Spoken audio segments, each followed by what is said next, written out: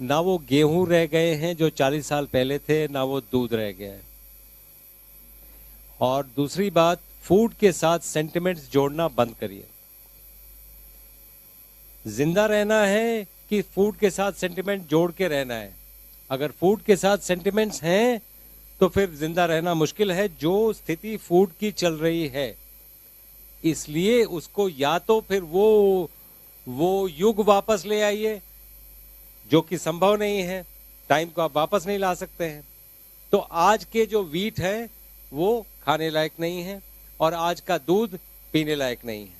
Now थोड़ा सा science इसमें और ये जोड़ते हैं। कभी आपने सोचा, इंसान कहता है हमने बहुत तरक्की कर ली, बहुत आगे चले गए। कहां चले गए?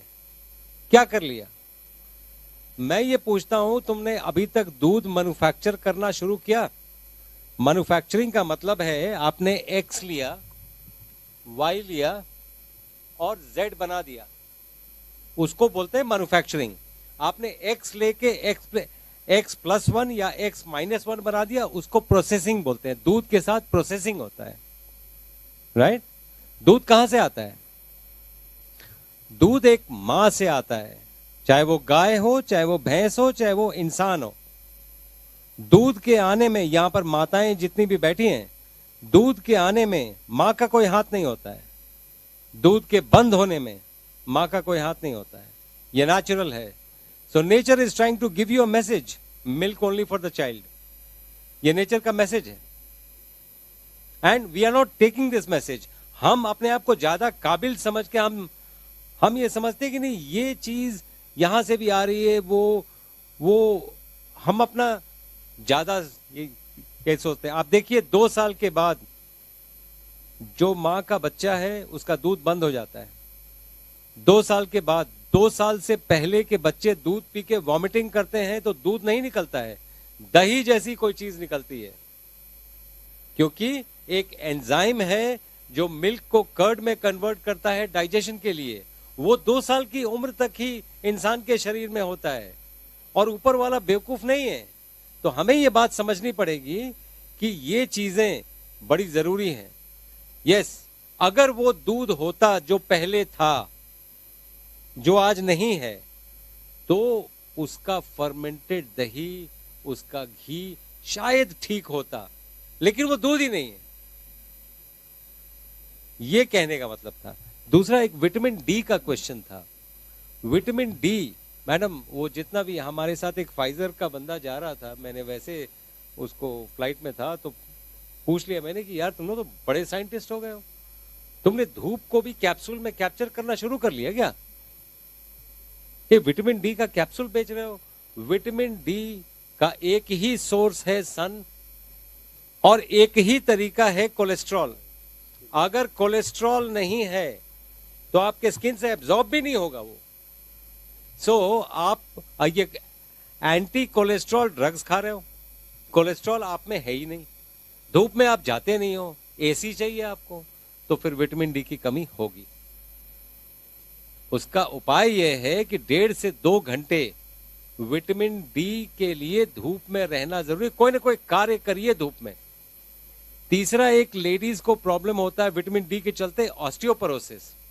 उस पे मैं कुछ प्रकाश डालना चाहता हूं, आपके बहुत लोगों के क्वेश्चंस आंसर्ड हो जाएंगे।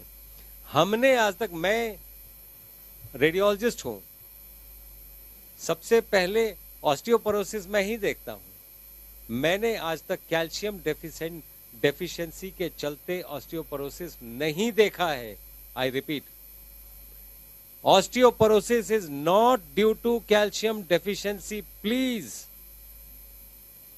And you are not going to get calcium from milk. It is not available for you. You need to understand. Calcium deficiency के चलते ऑस्टियोपोरोसिस नहीं है, और आप कैल्शियम के टैबलेट्स और ये ऑस्टियोपोरोसिस हो गया। Osteoporosis is a weight lifting deficiency. आप वेट लिफ्ट करना शुरू करो, osteoporosis will go at any as. मैं रिपीट करता हूं, एट एनी एज। अगर कोई 70 इयर्स का है, वो बोलता है मेरे को तो अब तो ऑस्टियोपोरोसिस होगा ही, आप वेट लिफ्ट करना शुरू करो, आप चेक कराओ, हम आपको चेक करके देंगे। क्या होता है, if you look at it scientifically,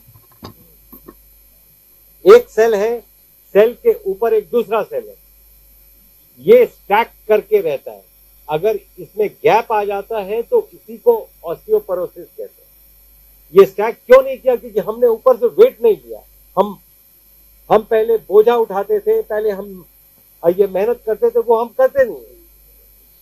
तो osteoporosis is a weight lifting deficiency, it is not a calcium deficiency. Please, आप भर दो कैल्शियम से, उसके आर्टरीज में कैल्शियम आ जाएगा, उसका हार्ट ब्लॉक हो जाएगा, बिकॉज वो कैल्शियम स्कोरिंग